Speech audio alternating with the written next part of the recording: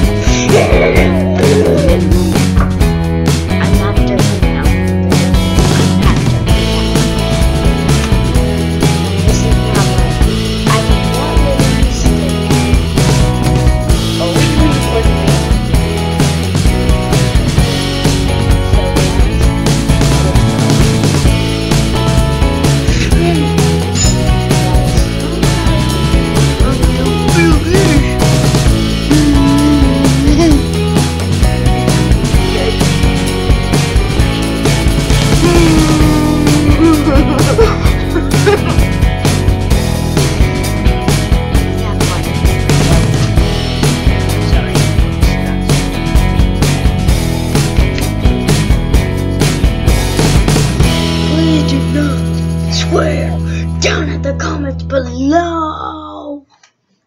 Okay? You, John Fitzgerald Kennedy, do solemnly swear. I, John Fitzgerald Kennedy, do solemnly swear. That you will faithfully execute the office of President of the United States. That I will faithfully execute the office of President of the United States. And will, to the best of your ability, and will, to the best of my ability, preserve, protect, and defend the Constitution of the United States. The preserve, video protect, is and going to be not defend that long. the Constitution of the United States.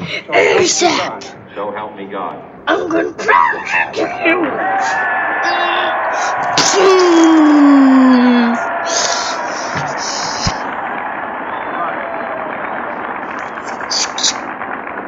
Guys, that wasn't me. If you guys saw that person, he thought he could burst into the thing. So guys, let's have a light spike in 3, 2, 1, light spike. Vice President Johnson, Hit that Mr. thumbs Speaker, up button. If you Mr. Chief like Justice, all my videos, President Eisenhower, please subscribe, and hope Vice you President enjoy Nixon, all the videos I'll President download. Truman, Okay? Reverend clergy, Thank you. fellow citizens. We observe today not a victory of party, but a celebration of freedom, symbolizing an end as well as a beginning, signifying renewal as well as change.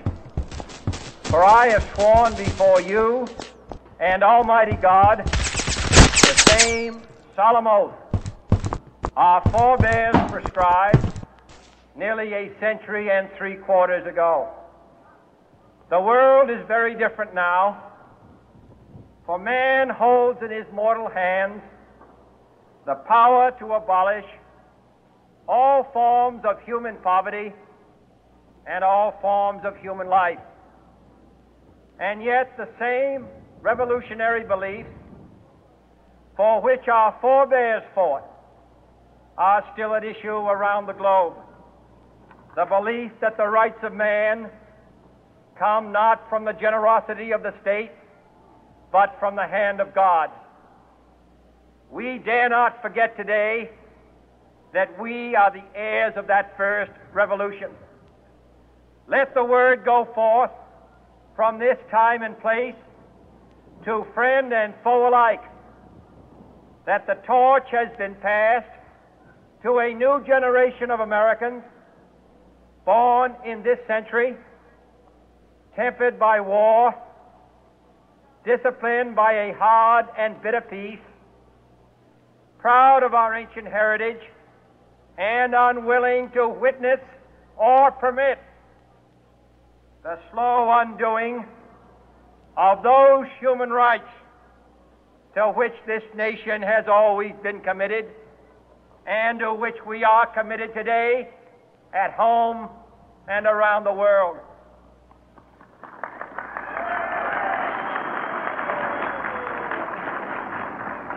Let every nation know, whether it wishes us well or ill, that we shall pay any price, bear any burden, meet any hardship, support any friend, oppose any foe to assure the survival and the success of liberty.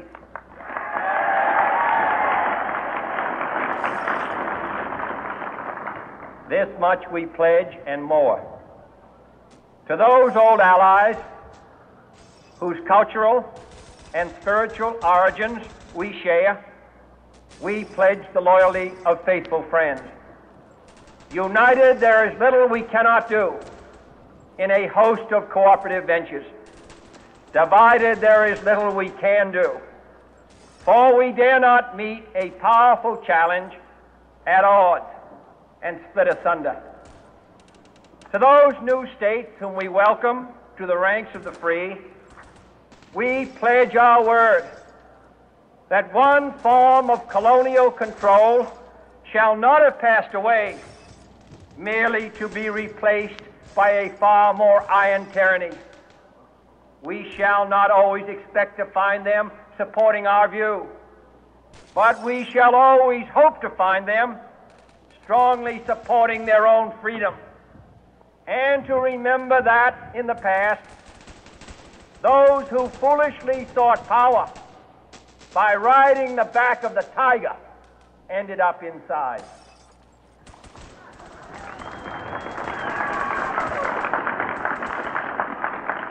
To those people in the huts and villages of half the globe struggling to break the bonds of mass misery, we pledge our best efforts to help them help themselves for whatever period is required, not because the communists may be doing it, not because we seek their votes, but because it is right.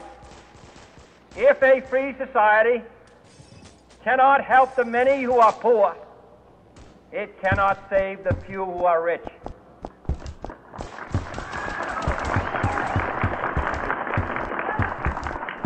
To our sister republics south of our border, we offer a special pledge to convert our good words into good deeds, in a new alliance for progress, to assist free men and free government in casting off the chains of poverty.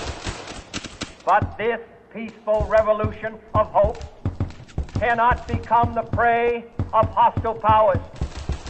Let all our neighbors know that we shall join with them to oppose aggression or subversion anywhere in the Americas. And let every other power know that this hemisphere intends to remain the master of its own house.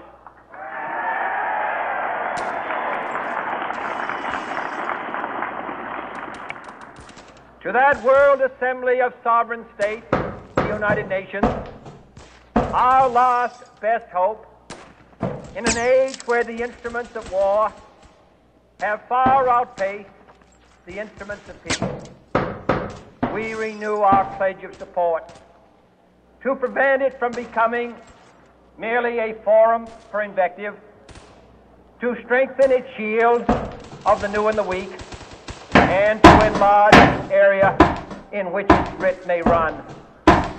Finally, to those nations who would make themselves our adversary, we offer not a pledge, but a request that both sides begin anew the quest for peace. Before the dark powers of destruction, unleashed by science, engulf all humanity in planned or accidental self-destruction. We dare not tempt them with weakness, for only when our arms are sufficient beyond doubt, can we be certain beyond doubt that they will never be employed. But neither can two great and powerful groups take comfort from our present course. Both sides overburdened by the cost of modern weapons, both rightly alarmed by the steady spread of the deadly atom, yet both that uncertain balance of terror that stays the hand of mankind in final war. So let us begin anew, remembering on both sides that civility is not a sign of weakness, and sincerity is always subject to proof. Let us never negotiate out of fear, but let us never fear to negotiate.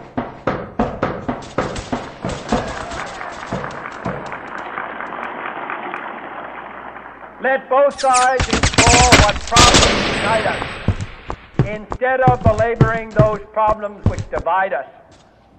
Let both sides, for the first time, formulate serious and precise proposals for the inspection and control of arms, and bring the absolute power to destroy other nations under the absolute control of all nations.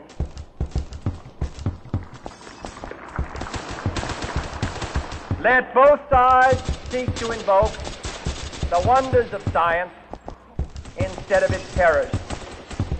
Together, let us explore the stars, conquer the deserts, eradicate disease, tap the ocean depths, and encourage the arts and commerce.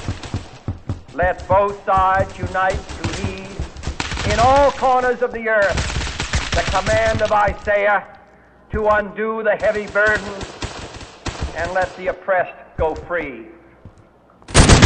And if a beachhead of cooperation may push back the jungle of suspicion, let both sides join in creating a new endeavor, not a new balance of power, but a new world of law, where the strong are just and the weak secure and the peace preserved. All this will not be finished in the first 100 days, nor will it be finished in the first 1,000 days, nor in the life of this administration, nor even perhaps in our lifetime on this planet. But let us begin.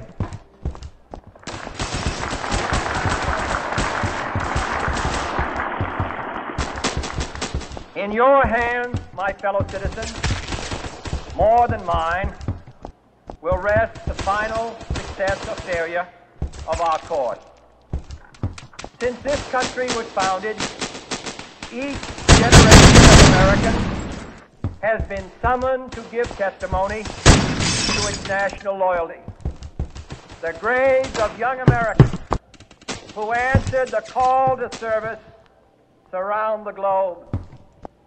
Now the trumpet summons us again, not as a call to bear arms, though arms we need, not as a call to battle, though in battle we are, but a call to bear the burden of a long twilight struggle, year in and year out, rejoicing in hope, patient in tribulation, a struggle against the common enemy, man, tyranny, poverty, disease, and war itself. Can we forge against these enemies a grand and global alliance, north and south, east and west, that can assure a more fruitful life for all mankind? Will you join in that historic effort?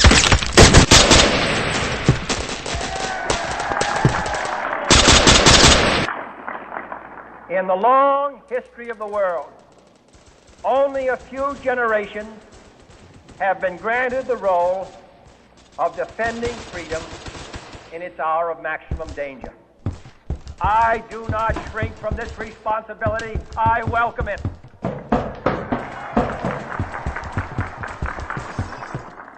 I do not believe that any of us would exchange places with any other people or any other generation. The energy, the faith, the devotion which we bring to this endeavor will light our country. The glow from that fire can truly light the world. And so, my fellow Americans, ask not what your country can do for you. Ask what you can do for your country.